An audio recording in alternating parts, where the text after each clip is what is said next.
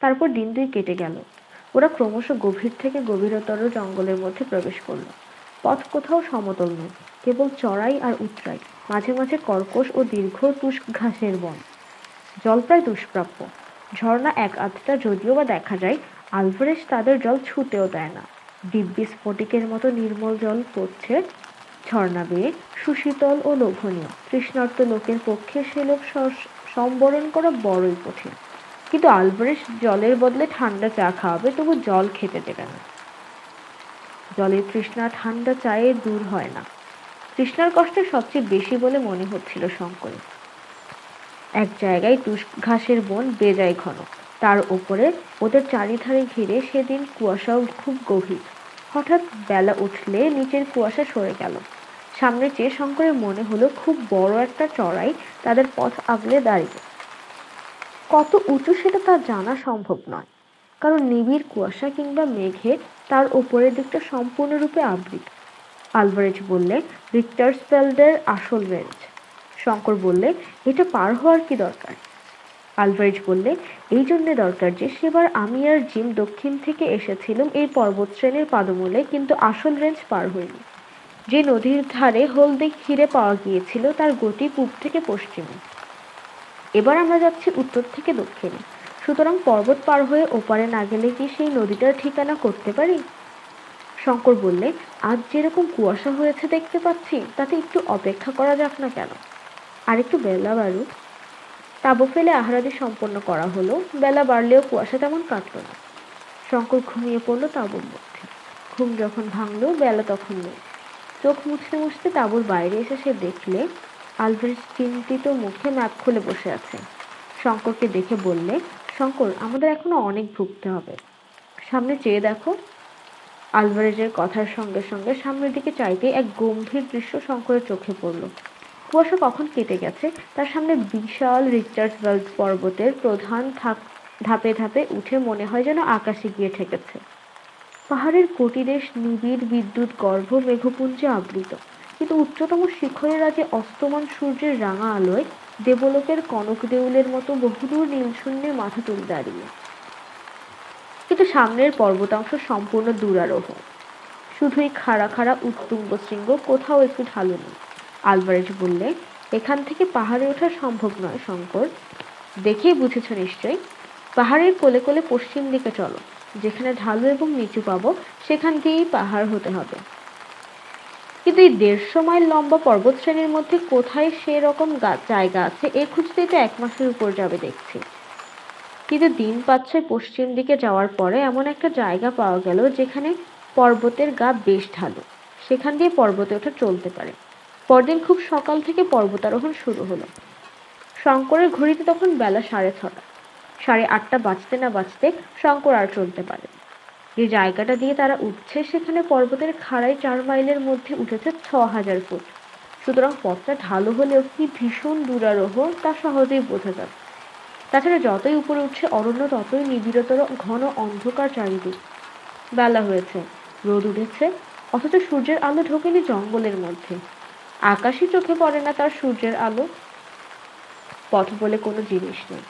চোখের সামনে শুধুই গাছের গুঁড়ি যেন ধাপে ধাপে আকাশের দিকে উঠে চলেছে। কোথা থেকে জল পড়ছে কে জানে। পায়ের নিচের প্রস্তর আর্দ্র ও পিচ্ছিল, প্রায় সর্বত্র শ্যাওলা ধরা। পা পিছলে গেলে গড়িয়ে নিচের দিকে বহুদূর চলে গিয়ে তীক্ষ্ণ শিলাখণ্ডে আহত হতে হবে। শঙ্কর বা আলভারেজ কারো মুখে কোনো কথা নেই। উত্তুঙ্গ পথে উঠবার কষ্টে দুজনেই অবসন্ন। দুজনেরই ঘন ঘন নিঃশ্বাস পড়ছে। শঙ্করের কষ্ট আরো বেশি। বাংলার সমতল ভূমিতে আজন্ম মানুষ হয়েছে, পাহাড়ে ওঠার অভ্যাসই নেই কখনো। শঙ্কর ভাবছে আলভারেজ কখন বিশ্রাম করতে বলবেন। সে আর উঠতে পারছে না, কিন্তু যদি সে মরেও যায় এ কথা আলভারেজকে সে কখনোই বলবে না যে সে আর পারছে না। হয়তো তাতে আলভারেজ ভাববে, ইস্ট ইন্ডিজের মানুষগুলো দেখছে নিতান্ত অপদার্থ। এই মহাদুর্গম পর্বত ও অরণ্যে সে ভারতের প্রতিনিধি। এমন কোনো কাজ সে করতে পারে না যাতে তার মাতৃভূমির মুখ ছোট হয়ে যায়। বড় চমৎকার বন, যেন পরীর রাজ্য। মাঝে মাঝে ছোটখাটো ঝর্ণা বনের মধ্যে দিয়ে খুব ওপর থেকে নিচে নেমে যাচ্ছে। গাছের ডালে ডালে নানা রঙের টিয়া পাখি চোখ ঝলসে দিয়ে উড়ে বেড়াচ্ছে। বড় বড় ঘাসের মাথায় সাদা সাদা ফুল, অর্কিডের ফুল ঝুলছে গাছের ডালের গায়ে, গুড়ির গায়ে। হঠাৎ শঙ্করের চোখে পড়ল গাছের ডালে মাঝে মাঝে লম্বা দাড়ি গোঁফওয়ালা বালখিল্য মুনিদের মতো করে কারা বসে রয়েছে।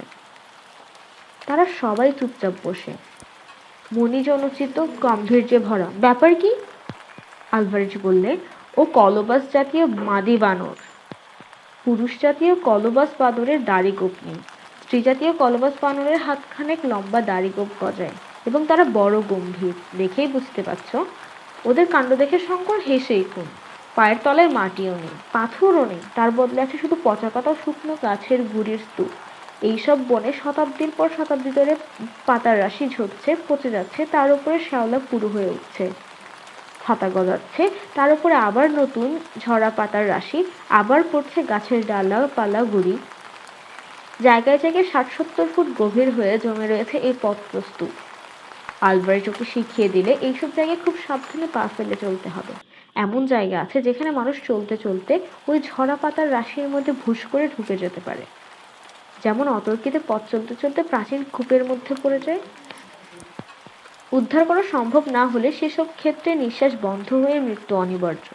শঙ্কর বললে, পথের গাছপালা না কাটলে আর তো ওঠা যাচ্ছে না, বড় ঘন হয়ে উঠছে। খুরের মতো ধারালো চওড়া এলিফ্যান্ট ঘাসের বন, যেন রোমান যুগের দ্বিধার তলোয়ার। তার মধ্যে দিয়ে যাবার সময় দুজনের কেউই নিরাপদ বলে ভাবছে না নিজেকে। দুহাত তফাতে কি আছে দেখা যায় না তখন সব রকম বিপদেরই সম্ভাবনাই তো রয়েছে। থাকতে পারে বাঘ, থাকতে পারে সিংহ, থাকতে পারে বিষাক্ত সাপ। শঙ্কর লক্ষ্য করছে মাঝে মাঝে ডুগডুগি বা ঢোল বাজানোর মতো একটা শব্দ হচ্ছে কোথায় যেন বনের মধ্যে। কোনো অসভ্য জাতির লোক ঢোল বাজাচ্ছে নাকি? আলভারেজকে সে জিজ্ঞেস করলে। আলভারেজ বললে, ঢোল নয়, বড় বেবুন কিংবা বনমানুষে বুক চাপড়ে ওইরকম শব্দ করে। মানুষ এখানে কোথা থেকে আসবে? শঙ্কর বললে, তুমি যে বলেছিলে এই বনে গরিলা নেই। গরিলা সম্ভবত নেই। আফ্রিকার মধ্যে বেলজিয়ান কঙ্গোর কিছু অঞ্চল, রাওয়েনজির আল্পস বা ভিরুঙ্গা আগ্নেয় পর্বতের অরণ্য ছাড়া কোথাও গরিলা আছে বলে তো জানা নেই। গরিলা ছাড়াও অন্য ধরনের বনমানুষ বুক চাপড়ে ওরকম আওয়াজ করতে পারে। ওরা ৪,৫০০ ফুটের উপরে উঠেছে। সেদিনের মতো সেখানেই রাত্রি বিশ্রামের জন্য তাঁবু ফেলা হলো। একটা বিশাল সত্যিকার ট্রপিক্যাল অরণ্যের রাত্রিকালীন শব্দ এত বিচিত্র ধরনের, এত ভীতিজনক যে সারারাত শঙ্কর চোখের পাতা বোঝাতে পারল না। শুধু ভয় নয়, ভয় মিশ্রিত একটা বিস্ময়। কত রকমের শব্দ, হায়েনার হাসি, কলবাস বানরের কর্কশ চিৎকার, বনমানুষের বুক চাপড়ানোর আওয়াজ, বাঘের ডাক। প্রকৃতির এই বিরাট নিজস্ব পশুশালায় রাত্রে কেউ ঘুমোয় না। সমস্ত অরণ্যটা এই গভীর রাতে যেন হঠাৎ খেপে উঠেছে। বছর কয়েক আগে খুব বড় একটা সার্কাসের দল এসে ওদের স্কুল বোর্ডিং এর পাশের মাঠে তাঁবু ফেলেছিল। তাদের জানোয়ারদের চিৎকারে বোর্ডিং এর ছেলেরা রাত্রে ঘুমোতে পারত না। শঙ্করের সেই কথা এখন মনে পড়ল।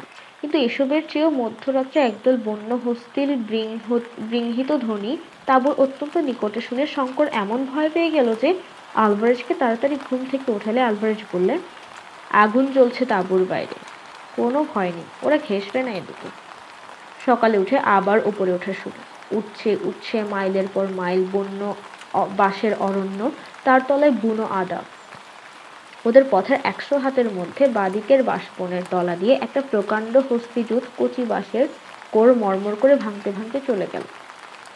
৫,০০০ ফুট ওপরে কত কি বন্য পুষ্পের মেলা। টকটকে লাল ইরিথ্রিনা প্রকাণ্ড গাছে ফুটেছে। পুষ্পিত ইপোমিয়া লতার ফুল দেখতে ঠিক বাংলাদেশের বনকলমি ফুলের মতো, কিন্তু রংটা অত গাঢ় বেগুনি নয়। সাদা ভেরোনিকা ঘন সুগন্ধে বাতাসকে ভারাক্রান্ত করেছে। বন্য কফির ফুল, রঙিন বেগুনিয়া, মেঘের রাজ্যে ফুলের বন। মাঝে মাঝে সাদা বেলুনের মতো মেঘপুঞ্জ গাছপালার মগডাল এসে আটকাচ্ছে। কখনো বা আরো নেমে এসে ভেরোনিকার বন ভিজিয়ে দিয়ে যাচ্ছে। ৭,৫০০ ফুটের ওপর থেকে বনের প্রকৃতি একেবারে বদলে গেল। এই পর্যন্ত উঠতে ওদের আরো ২ দিন লেগেছে। আর অসহ্য কষ্ট, কোমর পিঠ ভেঙে পড়েছে। এখানে বনানীর মূর্তি বড় অদ্ভুত। প্রত্যেক গাছের গুড়ি ও শাখা প্রশাখা পুরু শ্যাওলায় আবৃত। প্রত্যেক ডাল থেকে শ্যাওলা ঝুলছে। সে শ্যাওলা কোথাও কোথাও এত লম্বা যে গাছ থেকে ঝুলে প্রায় মাটিতে এসে ঠেকবার মতো হয়েছে। বাতাসে সেগুলোর বারবার দোল খাচ্ছে। তার উপর কোথাও সূর্যের আলো নেই, সব সময় যেন গোধূলি। আর সবটা ঘিরে বিরাজ করছে এক অপার্থিব ধরনের নিস্তব্ধতা। বাতাস বইছে, তারও শব্দ নেই। পাখির কুজন নেই সেই বনে, মানুষের গলার সুর নেই, কোনো জানোয়ারের ডাক নেই। যেন কোনো অন্ধকার নরকে দীর্ঘশ্বাসু প্রেতের দলের মধ্যে এসে পড়েছে ওরা। সেদিন অপরাহ্নে যখন আলভারেজ তাঁবু ফেলে বিশ্রাম করবার হুকুম দিলে, তখন তাঁবুর বাইরে এসে এক পাত্র কফি খেতে খেতে শঙ্করের মনে হলো এই যেন সৃষ্টির আদিম যুগের অরণ্যানী। পৃথিবীর উদ্ভিদ জগৎ যখন কোনো একটা নির্দিষ্ট রূপ ও আকৃতি ধারণ করেনি, যে যুগে পৃথিবীর বিরাটকায় সরীসৃপের দল জগৎজোড়া বনজঙ্গলের নিবিড় অন্ধকারে ঘুরে বেড়াত, সৃষ্টির সেই অতীত প্রভাবে সে যেন কোনো জাদুমন্ত্রের বলে ফিরে গিয়েছে। সন্ধ্যার পরে সমগ্র বনানী নিবিড় অন্ধকারে আবৃত হল। তাঁবুর বাইরে ওরা আগুন করেছে। সেই আলোর মণ্ডলীর বাইরে আর কিছু দেখা যায় না। এ বনের আশ্চর্য নিস্তব্ধতা শঙ্করকে বিস্মিত করছে। বনানীর সেই বিচিত্র নৈশ শব্দ এখানে স্তব্ধ কেন? আলফ্রেড চিন্তিত মুখে ম্যাপ দেখছিল। বললে, শোনো শঙ্কর, একটা কথা ভাবছি। ৮,০০০ ফুট উঠলাম, কিন্তু এখনো পর্বতে সেই খাঁজটা পেলাম না যেটা দিয়ে আমরা রেঞ্জ পার হয়ে ওপারে যাব। আর কত উপরে উঠবো? যদি ধরো এই অংশের স্যাডেলটা নাই থাকে। শঙ্করের মনেও এ খটকা যে না জেগেছে তা নয়। সে আজই উঠবার সময় মাঝে মাঝে ফিল্ড গ্লাস দিয়ে উপরের দিকে দেখবার চেষ্টা করেছে, কিন্তু ঘন মেঘে বা কুয়াশায় উপরের দিকটা সর্বদাই আবৃত থাকায় তার চেষ্টা ব্যর্থ হয়েছে। সত্যিই তো, তারা কত উঠবে? আর সমতল খাত যদি না পাওয়া যায়, আবার নিচে নামতে হবে, আবার অন্য জায়গা দিয়ে উঠতে হবে। দফা সারা। সে বললে, ম্যাপে কি বলে? আলভারেজের মুখ দেখে মনে হলো ম্যাপের উপর সে আস্থা হারিয়েছে। বললে, এই ম্যাপ অত খুঁটিনাটিভাবে তৈরি নয়। এই পর্বতে উঠেছে কে যে ম্যাপ তৈরি হবে? এই যে দেখছো, এখানে স্যার ফিলিপো ডি ফিলিপের তৈরি ম্যাপ, যিনি পর্তুগিজ পশ্চিম আফ্রিকার ফার্ডিনান্ডো পো শৃঙ্গ আরোহণ করে খুব নাম করেন এবং কয়েক বছর আগে বিখ্যাত পর্বত আরোহণকারী পর্যটক ডিউক অব আব্রুৎসের অভিযানেও তিনি ছিলেন। কিন্তু রিক্টার্সবার্গে তিনি ওঠেননি। এই ম্যাপ পাহাড়ের যে কনটুকুর ছবি আঁকা হয়ে আছে তা খুব নিখুঁত বলে তো মনে হয় না। ঠিক বুঝছি নে। হঠাৎ শঙ্কর বলে উঠল, হুকি! তাঁবুর বাইরে প্রথমে একটা অস্পষ্ট আওয়াজ এবং পরক্ষণে একটা কষ্টকর কাশির শব্দ পাওয়া গেল, যেন থাইসিসের রোগী খুব কষ্টে কাতরভাবে কাশছে। একবার দুবার, তারপরে শব্দটা থেমে গেল, কিন্তু সেটা মানুষের গলার শব্দ নয়। শুনবা মাত্রই শঙ্করের সে কথা মনে হলো। রাইফেল নিয়ে সে ব্যস্তভাবে তাঁবুর বার হতে যাচ্ছে। আলভারেজ তাড়াতাড়ি উঠে ওর হাত ধরে বসিয়ে দিল। শঙ্কর আশ্চর্য হয়ে বললে, কেন? কিসের শব্দটা? কথা বলে আলভারেজের দিকে চাইতেই বিস্ময়ের সঙ্গে লক্ষ্য করলে তার মুখ বিবর্ণ হয়ে গিয়েছে। শব্দটা শুনেই কি? সঙ্গে সঙ্গে তাঁবুর অগ্নিকুণ্ডের মণ্ডলীর বাইরে নিবিড় অন্ধকারে একটা ভারী অথচ লঘুপথ জীব যেন বন জঙ্গলের মধ্যে দিয়ে চলে যাচ্ছে। বেশ মনে হলো। দুজনেই খানিকটা চুপচাপ। তারপর আলভারেজ বললে, আগুনে কাঠ ফেলে দাও, বন্দুক দুটো ভরা আছে কিনা দেখো। ওর মুখের ভাব দেখে শঙ্কর ওকে আর কোনো প্রশ্ন করতে সাহস করল না। রাত্রি কেটে গেল। পরদিন সকালে শঙ্করীটি ঘুম ভাঙল আগে। তাঁবুর বাইরে এসে কফি করবার আগুন জ্বলতে সে তাঁবু থেকে কিছু দূর কাঠ ভাঙতে গেল। হঠাৎ তার নজর পড়ল ভিজে মাটির উপর একটা পায়ের দাগ। লম্বায় দাগটা 11 ইঞ্চির কম নয়, কিন্তু পায়ে 3টে মাত্র আঙুল। 3 আঙুলেরই দাগ বেশ স্পষ্ট। পায়ের দাগ ধরে সে এগিয়ে গেল।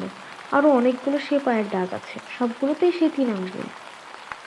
শঙ্করের মনে পড়ল যুগান্ডার স্টেশন ঘরে আলভারেজের মুখে শোনা জিম কার্টারের মৃত্যু কাহিনী। গুহার মুখের বালির উপর সেই অজ্ঞাত হিংস্র জানোয়ারের 3 আঙুলওয়ালা পায়ের দাগ। কাফির গ্রামে সেই সর্দারের মুখে শোনা গল্প। আলভারেজের কাল রাত্রের বিবর্ণ মুখও সঙ্গে সঙ্গে মনে পড়ল। আর একদিনও আলভারেজ ঠিক এই রকমই ভয় পেয়েছিল, যেদিন পর্বত পাদমূলে ওরা প্রথম এসে তাঁবু গাঁথে। বুনিত, কাফির সর্দারের গল্পের সেই বুনিত, রিক্টার্সবার্গ পর্বত ও অরণ্যের বিভীষিকা, যার ভয়ে শুধু অসভ্য মানুষ কেন, অন্য কোনো বন্যজন্তু পর্যন্ত এই 8,000 ফুটের ওপরকার বনে আসে না। কাল রাত্রে কোনো জানোয়ারের শব্দ পাওয়া যায়নি কেন? এখন তা শঙ্করের কাছে পরিষ্কার হয়ে গেল। আলভারেজ পর্যন্ত ভয়ে বিবর্ণ হয়ে উঠেছিল ওর গলার শব্দ শুনে। বোধহয় ও শব্দের সঙ্গে আলভারেজের পূর্বে পরিচয় ঘটেছে। আলভারেজের ঘুম ভাঙতে সেদিন একটু দেরি হলো। গরম কফি এবং কিছু খাদ্য গলদকরণ করবার সঙ্গে সঙ্গে সে আবার সেই নির্ভীক ও দুর্ধর্ষ আলভারেজ, যে মানুষকেও ভয় করে না, শয়তানকেও না। শঙ্কর ইচ্ছে করে আলভারেজকে ওই অজ্ঞাত জানোয়ারের পায়ের দাগটা দেখালে না। কি জানি যদি আলভারেজ বলে বসে, এখনো পাহাড়ের স্যাডেল পাওয়া গেল না, তবে নেমে যাওয়া যাক। সকালে সেদিন খুব মেঘ করে ঝমঝম করে বৃষ্টি নামল। পর্বতের ঢালু বেয়ে যেন হাজার ঝর্ণার ধারা বৃষ্টির জল গড়িয়ে নিচে নামছে। এই বন ও পাহাড় চোখে কেমন যেন ধাঁধা লাগিয়ে দেয়। এতটা উঠেছে ওরা, কিন্তু প্রতি 1000 ফুট উপর থেকে নিচের অরণ্যের গাছপালার মাথা থেকে সেগুলিকে সমতল ভূমির অরণ্য বলে ভ্রম হচ্ছে। কাজে প্রথমটা মনে হয় যেন কতটুকুই বা উঠেছি, ওইটুকু তো। বৃষ্টি সেদিন থামল না। বেলা 10টা পর্যন্ত অপেক্ষা করে আলভারেজ উঠবার হুকুম দিলেন। শঙ্কর এটা আশা করেনি। এখানে শঙ্কর কর্মী শ্বেতাঙ্গ চরিত্রে একটা দিক লক্ষ্য করলেন। তার মনে হচ্ছিল কেন এই বৃষ্টিতে মিছে মিছে বার হওয়া। একটা দিনে কি এমন হবে, বৃষ্টি মাথায় পথ চলে লাভ। অবিশ্রান্ত বৃষ্টিধারার মধ্যে ঘন অরণ্যানী ভেদ করে সেদিন ওরা সারাদিন উঠল। উঠছে উঠছে উঠছেই। শঙ্কর আর পারে না। কাপড় চোপড়, জিনিসপত্র, তাঁবু সব ভিজে একাকার। একখানা রুমাল পর্যন্ত শুকনো নেই কোথাও। শঙ্করের কেমন একটা অবসাদ এসেছে দেহে ও মনে। সন্ধ্যার দিকে যখন সমগ্র পর্বত অরণ্য মেঘের অন্ধকারে ও সন্ধ্যার অন্ধকারে একাকার হয়ে ভীম দর্শন ও গম্ভীর হয়ে উঠল, তখন ওর মনে হলো এই অজানা দেশে অজানা পর্বতের মাথায় ভয়ানক হিংস্র জন্তু সংকুল বনের মধ্য দিয়ে বৃষ্টিমুখর সন্ধ্যায় কোনো অনির্দেশ্য হীরকখানি বা তার চেয়ে অজানা মৃত্যুর অভিমুখে সে চলেছে কোথায়। আলভারেজ কে তার? তার পরামর্শে কেন সে এখানে এলো? হীরার খনিতে তার দরকার নেই। বাংলাদেশের খড়ে ছাওয়া ঘর, ছায়া ভরা শ্রান্ত গ্রাম্য পথ, ক্ষুদ্র নদী, পরিচিত পাখিদের কাকলি, সে সব যেন কত দূরের কোনো অবাস্তব স্বপ্নরাজ্যের জিনিস। আফ্রিকার কোনো হীরকখনি তাদের চেয়ে মূল্যবান নয়। কিন্তু তার এ ভাব কেটে গেল অনেক রাত্রে, যখন নির্মেঘ আকাশে চাঁদ উঠল। সে অপার্থিব জ্যোৎস্নাময়ী রজনীর বর্ণনা নেই। শঙ্কর আর পৃথিবীতে নেই। বাংলা বলে কোনো দেশ নেই। সব স্বপ্ন হয়ে গিয়েছে। সে আর কোথাও ফিরতে চায় না, হিরে চায় না, অর্থ চায় না। পৃথিবীপৃষ্ঠ থেকে বহু ঊর্ধ্বে এক কৌমুদী শুভ্র দেবালোকের এখন সে অধিবাসী। তার চারিধারের যে সৌন্দর্য কোনো মানুষের চোখ এর আগে তা দেখেনি। সে গহন নিস্তব্ধতা এর আগে কোনো মানুষ অনুভব করেনি। জনমানবহীন বিশাল ভিক্টরসল পর্বত ও অরণ্য এই গভীর নিশীথে মেঘলোকে আসন পেতে আপনাতে আপনি আত্মস্থ, ধ্যানস্থিমিত। পৃথিবীর মানুষের সেখানে প্রবেশ লাভের সৌভাগ্য ক্বচিৎ ঘটে। সেই রাত্রে ঘুম থেকে ও ধর্মরিয়ে উঠল আলভারেজের ডাকে। আলভারেজ ডাকছে, শঙ্কর শঙ্কর ওঠো, বন্দুক বাগাও। কি? কে? তারপরও কান পেতে শুনলে তাঁবুর চারিপাশে কে যেন ঘুরে ঘুরে বেড়াচ্ছে। তার জোরে নিঃশ্বাসের শব্দ বেশ শোনা যাচ্ছে তাঁবুর মধ্যে থেকে। চাঁদ ঝলে পড়েছে, তাঁবুর বাইরে অন্ধকারই বেশি। জ্যোৎস্নাটুকু গাছের মগডালে উঠে গিয়েছে। কিছুই দেখা যাচ্ছে না। তাঁবুর দরজার মুখে আগুন তখনও একটু একটু জ্বলছে, কিন্তু তার আলোর বৃত্ত যেমন ছোট, আলোর জ্যোতিও ততোধিক ক্ষীণ। তাতে দেখবার সাহায্য কিছুই হয় না। হুড়মুড় করে একটা শব্দ হলো। গাছপালা ভেঙে একটা ভারী জানোয়ার হঠাৎ ছুটে পালালো যেন। যেন তাঁবুর সকলে সজাগ হয়ে উঠেছে। এখন আর অতর্কিত শিকারের সুবিধে হবে না। বাইরের জানোয়ারটা তা বুঝতে পেরেছে। জানোয়ারটা যাই হোক না কেন, তার যেন বুদ্ধি আছে, বিচারের ক্ষমতা আছে, মস্তিষ্ক আছে। আলভারেজ রাইফেল হাতে টর্চ জেলে বাইরে গেল। শঙ্করও গেল ওর পেছনে পেছনে।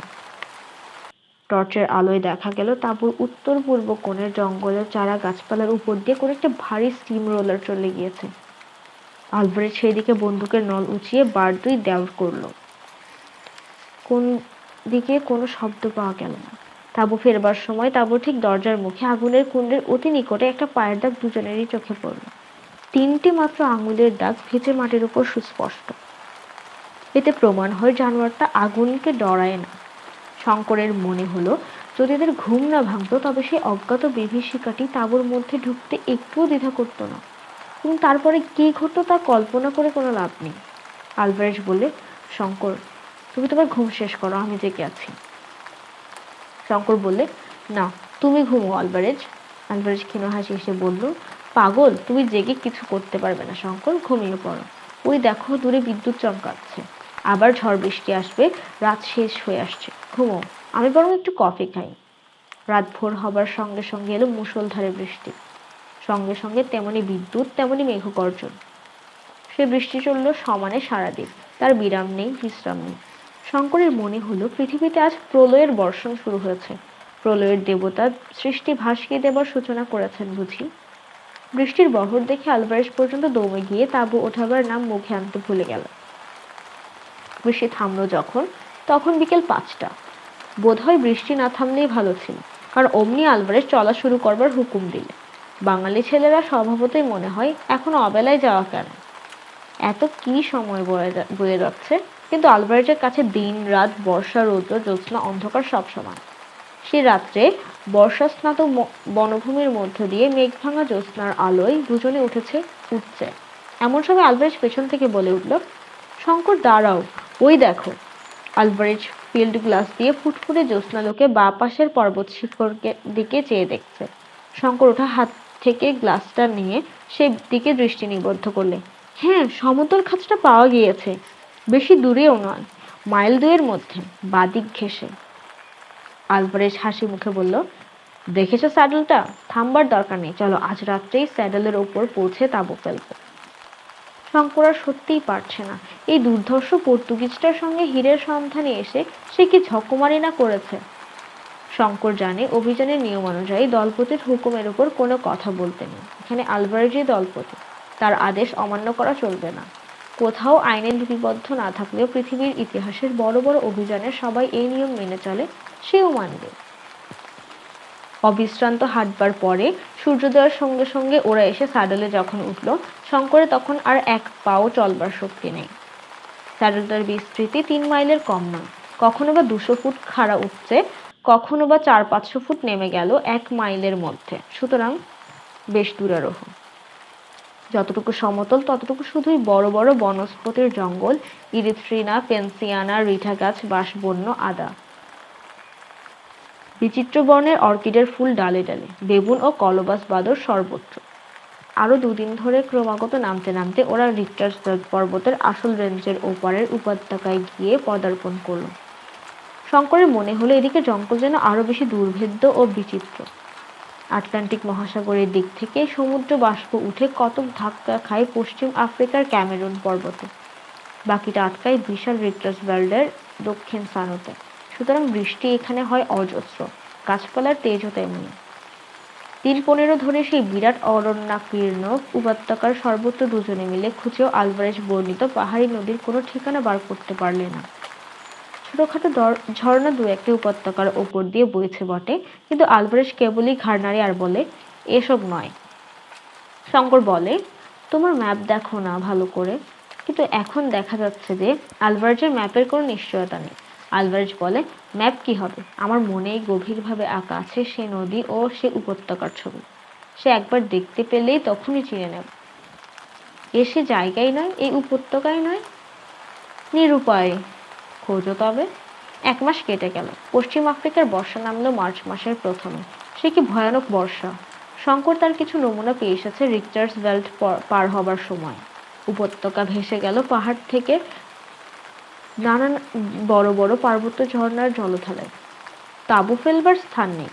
এক রাতে হঠাৎ অতিবর্ষণের ফলে ওদের তাঁবুর সামনে একটা নিরীহ ক্ষীণকায়ী ঝর্ণাধারা ভিড় মূর্তি ধারণ করে তাঁবু শুদ্ধ ওদের ভাসিয়ে নিয়ে যাবার জোগাড় করেছিল। আলভারেজের সজাগ ঘুমের জন্য সে যাত্রা বিপদ কেটে গেল। কিন্তু দিন যায় তো ক্ষণ যায় না। শঙ্কর একদিন ঘোর বিপদে পড়ল জঙ্গলের মধ্যে। সে বিপদটা বড় অদ্ভুত ধরনের। সেদিন আলভারেজ তাঁবুতে তার নিজের রাইফেল পরিষ্কার করছিল, সেটা শেষ করে রান্না করবে কথা ছিল। শঙ্কর রাইফেল হাতে বনের মধ্যে শিকারের সন্ধানে বার হয়েছে। আলভারেজ বলে দিয়েছে তাকে এ বনে খুব সতর্ক হয়ে সাবধানে চলাফেরা করতে হবে, আর বন্দুকের ম্যাগাজিনে সবসময় যেন কার্ট্রিজ ভরা থাকে। আর একটা মূল্যবান উপদেশ দিয়েছে, সেটা এই, বনের মধ্যে বেরাবার সময় হাতের কবজিতে কম্পাস সর্বদা বেঁধে নিয়ে বেরোবে, এবং যে পথ দিয়ে যাবে সে পথের ধারে গাছপালায় কোনো চিহ্ন রেখে যাবে, যাতে ফেরবার সময় সেই সব চিহ্ন ধরে আবার ঠিক ফিরতে পারো, নতুবা বিপদ অবশ্যম্ভাবী। এদিক শঙ্কর স্প্রিংবক হরিণের সন্ধানে গভীর বনে চলে গিয়েছে। সকালে গিয়েছিল। ঘুরে ঘুরে বড় ক্লান্ত হয়ে পড়ে এক জায়গায় একটা বড় গাছের তলায় সে একটু বিশ্রামের জন্য বসলো। সেখানটাতে চারিধারেই বৃহৎ বৃহৎ বনস্পতির মেলা, আর সব গাছে গুড়ি ও ডালপালা দিয়ে এক প্রকারের বড় বড় লতা উঠে তাদের ছোট ছোট পাতা দিয়ে এমন নিবিড়ভাবে আষ্টে পৃষ্ঠে গাছগুলো জড়িয়েছে যে গুড়ির আসল রং দেখা যায় না। কাছে একটা ছোট্ট জলের ধারে ঝাড়ে ঝাড়ে মারিপোসা লিলি ফুটে রয়েছে। খানিকটা সেখানে বসবার পরে শঙ্করের মনে হলো তার কি একটা অস্বস্তি হচ্ছে। কি ধরনের অস্বস্তি তা সে বুঝতে পারল না, অথচ জায়গাটা ছেড়ে উঠে যাবারও ইচ্ছে তার হলো না। সে ক্লান্তও বটে, আর জায়গাটা বেশ আরামও। কিন্তু এ তার কি হলো? সমস্ত শরীরে এত অবসাদ কোথা থেকে এলো? ম্যালেরিয়া জ্বরে ধরলো নাকি? অবসাদটা কাটাবার জন্য সে পকেট হাতটা একটা চুরুট বার করে ধরালো। কিসের একটা মিষ্টি মিষ্টি সুগন্ধ বাতাসে। শঙ্করের বেশ লাগছে গন্ধটা। একটু পরে দেশলাইটা মাটি থেকে কুড়িয়ে পকেটে রাখতে গিয়ে মনে হলো হাতটা যেন তার নিজের নেই, যেন আর কারো হাত। তার মনের ইচ্ছায় সে হাত নড়ে না। ক্রমে তার সর্বশরীর যেন বেশ একটা আরামদায়ক অবসাদে অবশ হয়ে পড়তে চাইল। কি হবে আর বৃথা ভ্রমণে, আলিয়ার পিছু পিছু বৃথা ছুটে, এরকম বনের ঘন ছায়ায় নিভৃত লতা বিতানে অলস স্বপ্নে জীবনটা কাটিয়ে দেওয়ার চেয়ে সুখ আর কি আছে। একবার তার মনে হলো এই বেলা উঠে তাঁবুতে যাওয়া যাক, নতুবা তার কোনো একটা বিপদ ঘটবে যেন।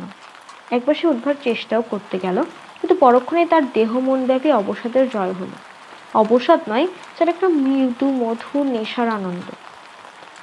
সমস্ত জগৎ তার কাছে তুচ্ছ।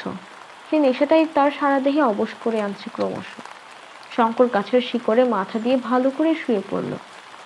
বড় বড় কটন উড গাছের ডালে শাখায় আলো ছায়ার রেখা বড় অস্পষ্ট। কাছে কোথাও বন্য পেচকের ধ্বনি অনেকক্ষণ থেকে শোনা যাচ্ছিল। ক্রমে যেন তা ক্ষীণ হতে ক্ষীণতর হয়ে আসছে। তারপরে কি হলো শঙ্কর আর কিছু জানে না। আলভারেজ যখন বহু অনুসন্ধানের পর ওর অচৈতন্য দেহটা কটন উড জঙ্গলের ছায়া আবিষ্কার করলে, তখন বেলা বেশি নেই। প্রথমটা আলভারেজ ভাবলে এ নিশ্চয় সর্পঘাত, কিন্তু দেহটা পরীক্ষা করবার পরে সর্পাঘাতের কোনো লক্ষণ দেখা গেল না। হঠাৎ মাথার ওপরকার ডালপালা ও চারিধারের ডালপালার দিকে নজর পড়তে অভিজ্ঞ ভ্রমণকারী আলভারেজ ব্যাপারটা বুঝতে পারল।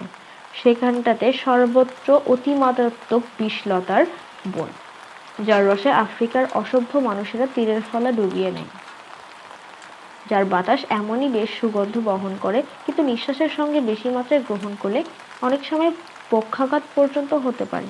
মৃত্যু ঘটাও আশ্চর্য নয়। তাঁবুতে এসে শঙ্কর 2-3 দিন শয্যাগত হয়ে রইল।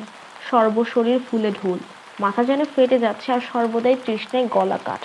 আলভারেজ বলে, যদি তোমাকে সারারাত ওখানে থাকতে হতো তাহলে সকালবেলা তোমাকে বাঁচানো কঠিন হতো। একদিন একটা ঝর্ণার জলধারের বালুময় তীরে শঙ্কর হলদে রঙের কি দেখতে পেল। আলভারেজ পাকা প্রসপেক্টর, সে এসে বালি ধুয়ে সোনার রেণু বার করল, কিন্তু তাতে সে বিশেষ উৎসাহিত হলো না। সোনার পরিমাণ এত কম যে মজুরি পোষাবে না। 1 টন বালি ধুয়ে আউন্স 3 সোনা পাওয়া হয়তো যেতে পারে। শঙ্কর বললে, বসে থেকে লাভ কি, তবু যা সোনা পাওয়া যায় 3 আউন্স সোনার দামও তো কম নয়। সে যেটাকে অত্যন্ত অদ্ভুত জিনিস বলে মনে করেছে, অভিজ্ঞ প্রসপেক্টর আলভারেজের কাছে সেটা কিছুই নয়। তাছাড়া শঙ্করের মজুরির ধারণার সঙ্গে আলভারেজের মজুরির ধারণার মিল খায় না। শেষ পর্যন্ত ও কাজ শঙ্করকে ছেড়ে দিতে হলো।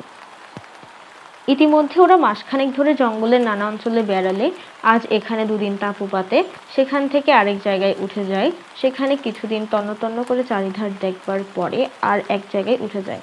সেদিন অরণ্যের একটা স্থানে পৌঁছে ওরা তাঁবু পেতেছে।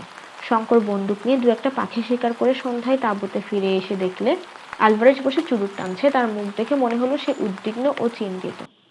শঙ্কর বললে, আমি বলি আলভারেজ, তুমি যখন বার করতে পারলে না তখন চলো ফিরি। আলভারেজ বললে, নদীটা তো উড়ে যায়নি, এই বন পর্বতের কোনো না কোনো অঞ্চলে সেটা নিশ্চয়ই আছে। তবে আমরা বার করতে পারছি না কেন? আমাদের খোঁজা ঠিক মতো হচ্ছে না। বলো কি আলভারেজ, 6 মাস ধরে জঙ্গল চষে বেড়াচ্ছি, আবার কাকে খোঁজা বলো? আলভারেজ গম্ভীর মুখে বললে, কিন্তু মুশকিল হয়েছে কোথায় জানো শঙ্কর?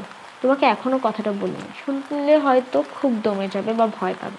আচ্ছা, তোমাকে একটা জিনিস দেখাই, এসো আমার সঙ্গে। শঙ্কর অধীর আগ্রহ ও কৌতূহলের সঙ্গে পিছু পিছু চলল।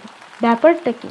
আলভারেজ একটু দূরে গিয়ে একটা বড় গাছের তলায় দাঁড়িয়ে বলল, শঙ্কর, আমরা আজই এখানে এসে তাঁবু পেতেছি, ঠিক তো?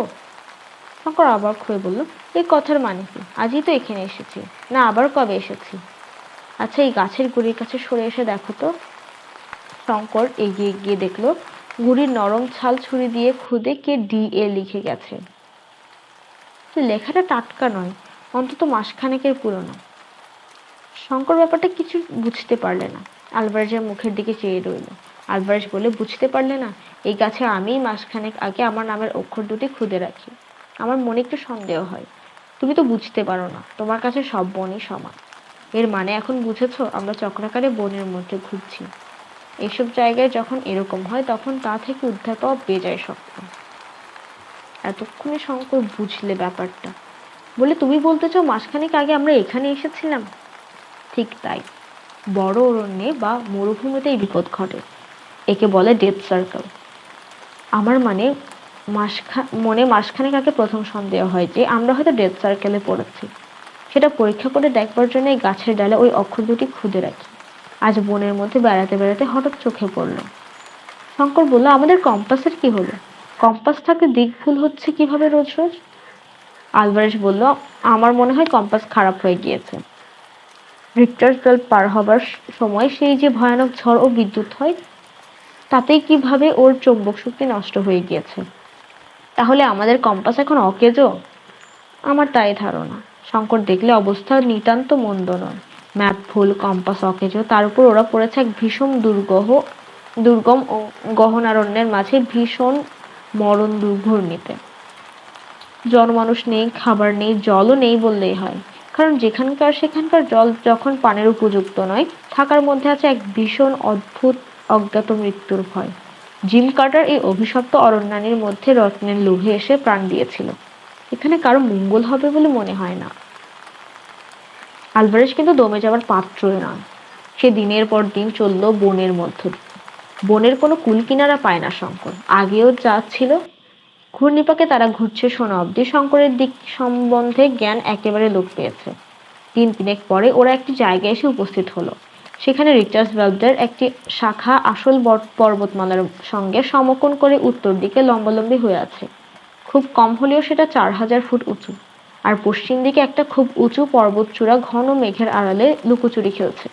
2 পাহাড়ের মধ্যেকার উপত্যকা 3 মাইল বিস্তীর্ণ হবে এবং এই উপত্যকা খুব ঘন জঙ্গলে ভরা। বনে গাছপালার যেন 3-4টে থাক। সকলের উপরের থাকে শুধুই পরগাছা আর শ্যাওলা।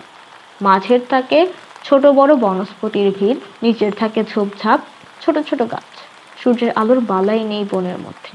আলভারেজ বনের মধ্যে না ঢুকে বনের ধারেই তাঁবু ফেলতে বলল। সন্ধ্যার সময় ওরা কফি খেতে খেতে পরামর্শ করতে বসলো যে এখন কি করা যাবে। খাবার একদম ফুরিয়েছে, চিনি অনেকদিন থেকে নেই। সম্প্রতি দেখা যাচ্ছে আর 2-1 দিন পরে কফিও শেষ হবে। সামান্য কিছু ময়দা এখনো আছে, কিন্তু আর কিছুই নেই। ময়দা এই জন্য আছে যে ওরা ও জিনিসটা কালে ভদ্রে ব্যবহার করে। ওদের প্রধান ভরসা বন্য জন্তুর মাংস, কিন্তু সঙ্গে যখন ওদের গুলি বারুদের কারখানা নেই, তখন শিকারের ভরসায় বা চিরকাল করা যায় কি করে? কথা বলতে বলতে শঙ্কর দূরের যে পাহাড়ের চূড়াটা মেঘের আড়ালে লুকোচুরি খেলছে, সেদিকে মাঝে মাঝে চেয়ে দেখছিল। এই সময় অল্পক্ষণের জন্য মেঘ সম্পূর্ণ সরে গেল। চূড়াটার অদ্ভুত চেহারা, যেন একটা কুলপি বরফের আগার দিকটা কি এক কামড়ে খেয়ে ফেলেছে। আলভারেজ বললে, এখান থেকে দক্ষিণ পূর্ব দিকে বুলাওয়ে কি সলসবেরি 400 থেকে 500 মাইলের মধ্যে। 102 মাইল মরুভূমি। পশ্চিম দিকে উপকূল 300 মাইলের মধ্যে বটে, কিন্তু পর্তুগিজ পশ্চিম আফ্রিকা অতি ভীষণ দুর্গম জঙ্গলে ভরা। সুতরাং সেদিকের কথা বাদ দাও। এখন আমাদের উপায় হচ্ছে, হয় তুমি নয় আমি সলসবেরি কি বুলাওয়ে চলে গিয়ে টোটা ও খাবার কিনে আনি। কম্পাসও চাই। আলভারেজের মুখে এই কথাটা বড় শুভক্ষণের শঙ্কর শুনেছিল।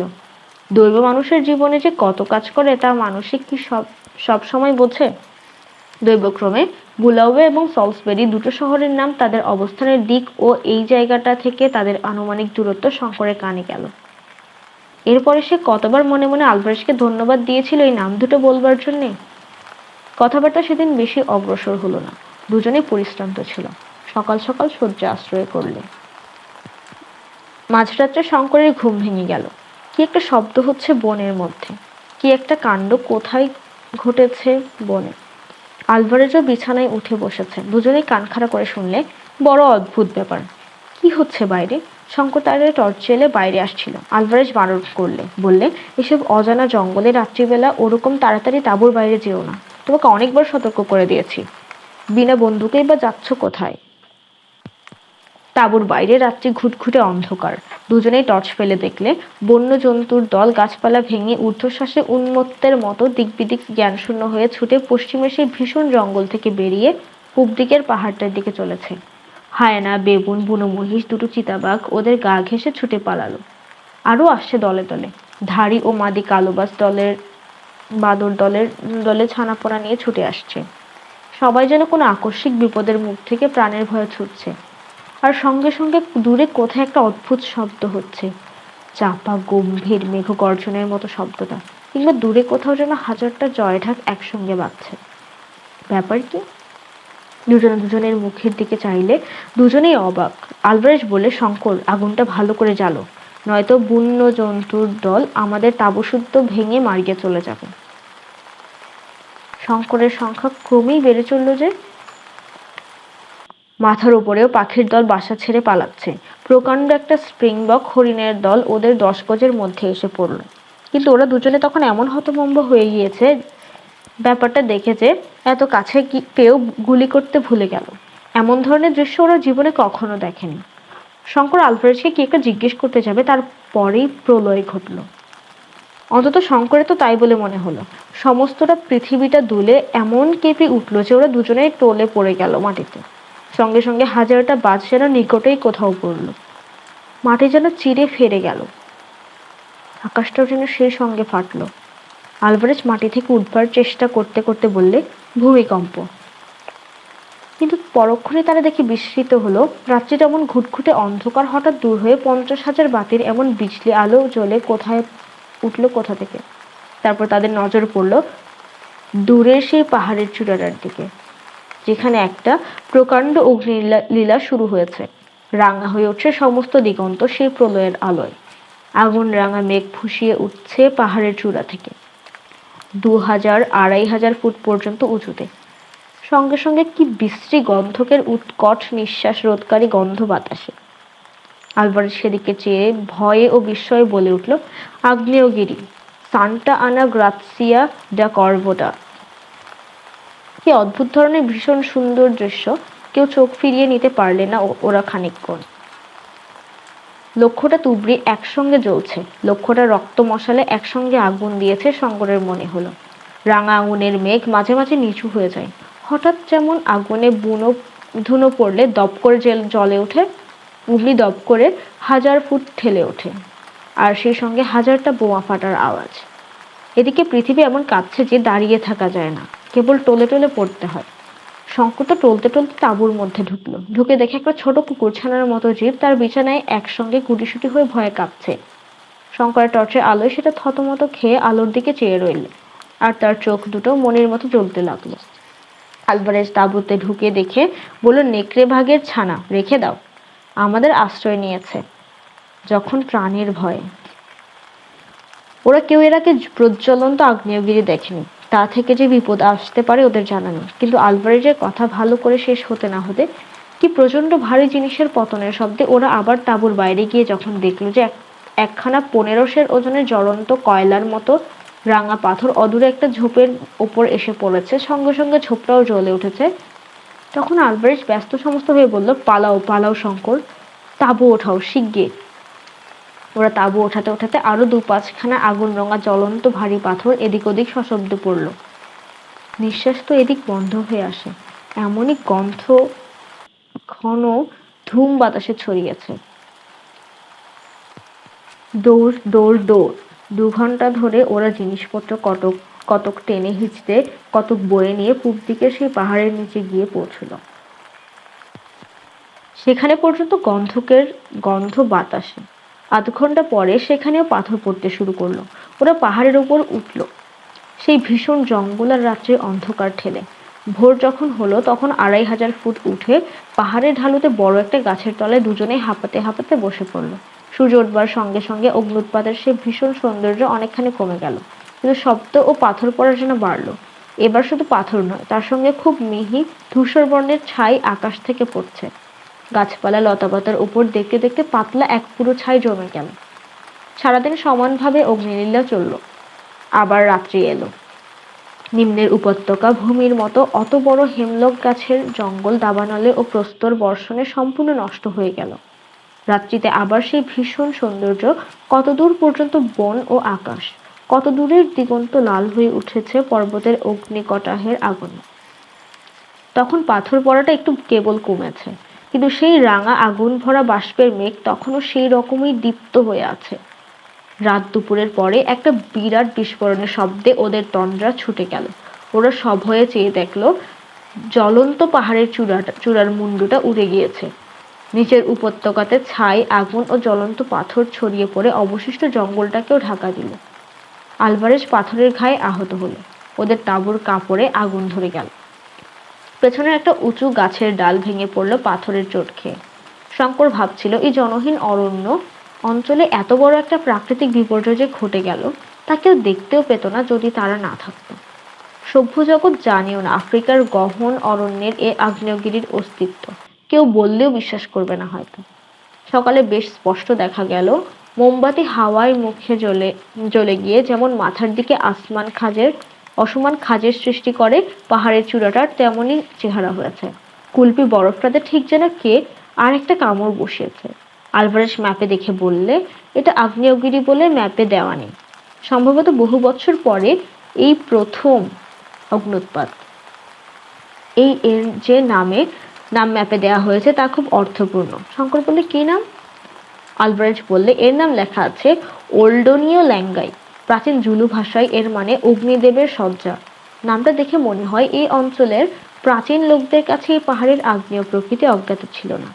বোধহয় তারপর 200 বছর কিংবা তারও বেশিকাল এটা চুপচাপ ছিল। ভারতবর্ষের ছেলে শঙ্করের 2 হাত আপনা আপনি প্রণামের ভঙ্গিতে ললাট স্পষ্ট করল। প্রণাম হে রুদ্রদেব, প্রণাম। আপনার তাণ্ডব দেখবার সুযোগ করে দিয়েছে, এজন্য প্রণাম গ্রহণ করুন হে দেবতা। আপনার এই রূপের কাছে শত হীরক খনি তুচ্ছ হয়ে যায়। আমার সমস্ত কষ্ট সার্থক হলো।